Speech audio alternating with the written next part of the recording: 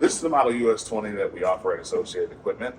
This model is going to be best suited for your average at-home guy that's got more than one vehicle at home. You've got your vehicle, your daily driver that you're on the road with every day. You've got an old classic car at home, and you've got a couple of tractors or a riding lawnmower that you want to keep going. This would be the charger for you.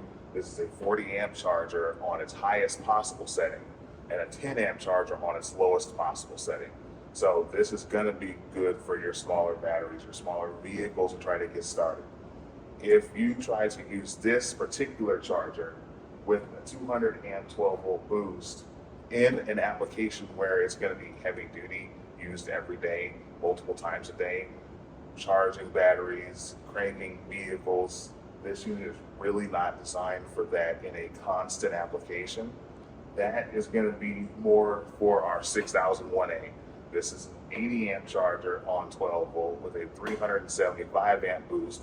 This is going to be much more heavy duty. It's heavier duty built inside. This has a bigger transformer. This has a bigger rectifier.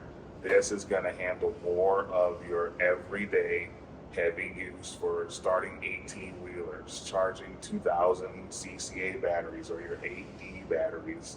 Except for your AGM, this really isn't going to be good for an AGM battery because there's no voltage control in this. So you're charging on high on a deeply discharged battery. As the battery will charge, the current that this charger puts out will decrease. However, the voltage is going to increase.